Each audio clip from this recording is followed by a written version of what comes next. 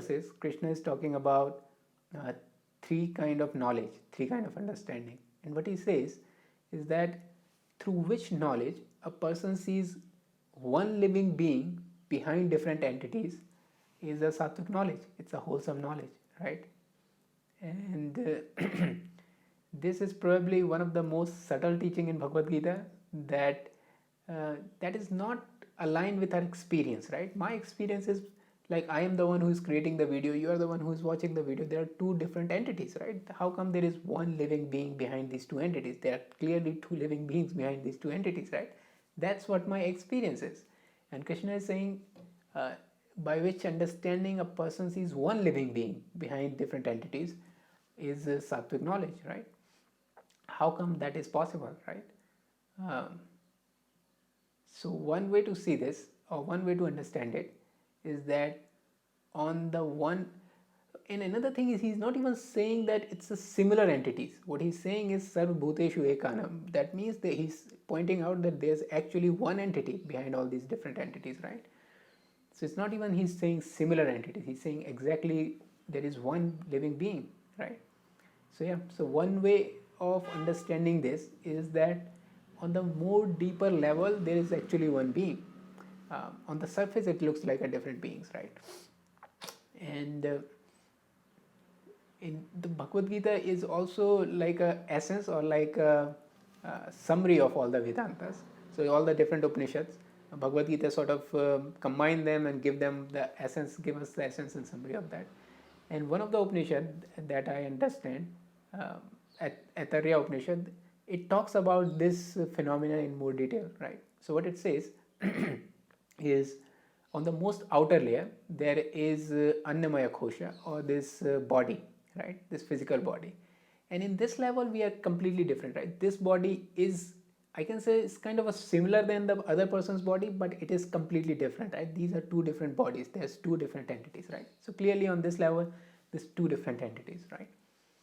Then he says, after once you go a little bit more deeper than this physical body, you will find prana body, or at least body of uh, energy body or air body, right? I don't think this is very common right now, so we can just skip it. Then he says if you go another step deeper, you will find mind, mental body, right? The mental body is basically the conditioning, right? So my conditioning is different than your conditioning, right? It's very, I was grown here, I was raised in a certain way, so my mind is conditioned in some way and your mind is conditioned in different way, right? Again we can see it is kind of a similar, it is like a computer that get programmed differently, but still I will say like these are two different things. Your conditioning is very different than my conditioning, right? It's not one living entity, it's not one entity, it's two different entities, this conditioning of the mind. Now he says go another step deeper, then you will find the intelligence, right? And on the level of intelligence, what is intelligence is basically this understanding and discriminative uh, power inside ourselves. So that is also, we can see, is a different on the different level, different uh, on the different entities. So some people's intelligence is more cultivated, some people's intelligence is less cultivated, some people are more discriminative, some people are less discriminative, right? So that we can also say is more, it's different, right? It's different between different people. It's not the same thing, it's not the exactly same thing, right? It's different people are having different kind of intelligence, right? Another thing is it's more like a cause and effect relationship here. The intelligence creates the mind. My understanding first, my intelligence does the understanding and that becomes my conditioning, right? From that conditioning further goes on, right? So it's more like the more deeper it is, the more it is a cause of the external aspects. But anyway, so we can see on my level of body, on my level of mind, on my level of intelligence, we are different entities, right? We are not one living entity on this, on these levels, right? Then he says goes another step deeper, and then you will find bliss. Now from there we are lost. From there we don't have our experiences with us, right? Until intelligence I can understand what is being said, but beyond the intelligence we don't have any direct experience. Our internal state is not like bliss or anything, right? Our internal state is very different, and he's saying if you can transcend beyond the intelligence, this is where the bliss is, right? And we can entertain the idea of what they are saying, because their awareness is much more subtle. They can see things that we cannot see because they have done certain practices, right? They have dedicated their entire life to understand these things. So what he's saying is, beyond the intelligence, there is a bliss, right? On the level of bliss, we can also say it is different in the different experience on the different peoples. He is experiencing the bliss, I am not. So how could that be one living entity, right? And then he says, goes another step deeper, and then what you find is what he call Atman, or self, or pure consciousness, however you want to define it. And then he says, there is no similar pure consciousness, there is no similar self. It's just one being, one living entity that is being manifested through different entities, right? And on that level, he's saying there's only one being, there's only one entity, right? Again, not our experience, but we can use our intelligence, we can use our understanding to at least entertain the idea that maybe there is something like this, right? Maybe the reality is something like this. But I think that is one way to understand. On more deeper level, there is a possibility of just one living being behind all the different entities, right? And that's what the Krishna is pointing out. This knowledge is sattvic in the nature, this knowledge is wholesome in the nature. Why it's wholesome in the nature? Because if somebody's understanding is such that there's only one living being that is doing all this thing, then that person doesn't have any desire or any kind of agitation at all, right? That person is settled, right? There's nothing for him to do, right? On that deeper level.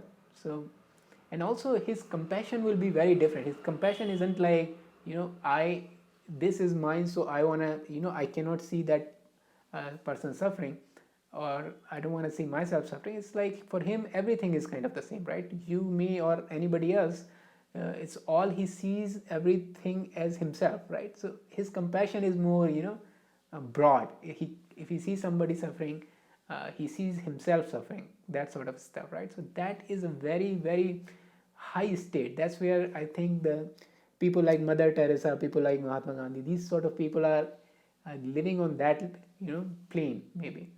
That's so that's one way of seeing it. That on a more deeper level, maybe it is a one living being. It's not our experience, but maybe maybe it is that way, right? So that is what Krishna is saying. that that knowledge is more wholesome in the nature. That knowledge is more sattvic in the nature. Then he says that the kind of a knowledge through which a person sees different entities in the different being, different beings in the different entity, that knowledge is rasic in the nature, right? That knowledge is unwholesome. So that kind of a knowledge, and that's our experience, right? Different people are different. There is different beings in a different people, right? And that's what Krishna is saying is unwholesome knowledge, or rasic knowledge. And that kind of a knowledge will eventually leads us to, and that's what we are actually doing, right?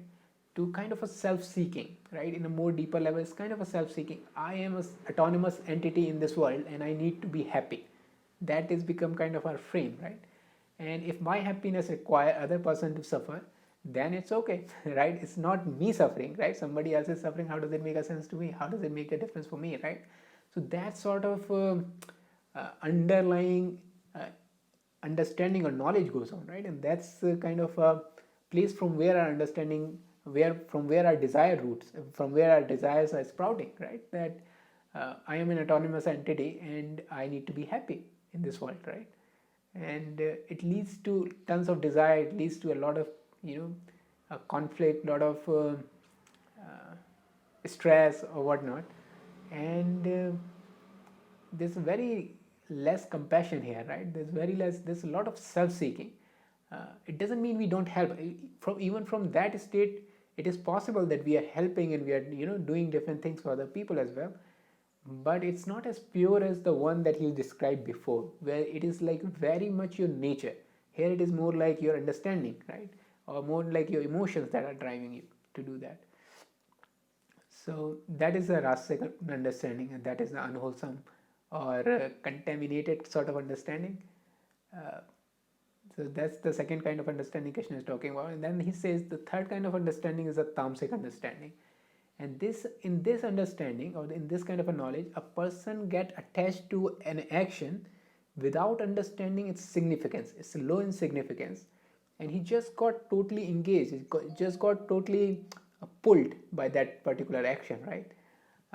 And that sort of understanding is tamasic in the nature, or more delusional in the nature, right? So what he's saying is, this one thing that is most important to me, and that thing doesn't even have a high significance, but you spent your entire life sort of, engaged in that thing.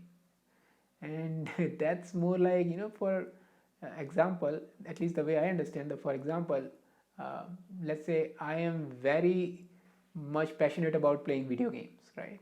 And that particular action, I mean, I'm just fully engaged in it, right? I do it from morning to night every day.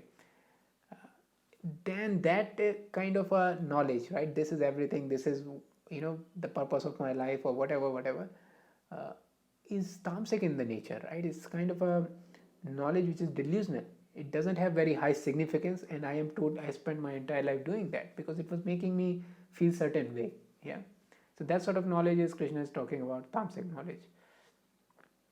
So these are the three kind of knowledge, and it's interesting. He pointed out something that is not our experience, or something that we can try to understand. What does he mean by saying like there's one living being behind all the entities? Yeah.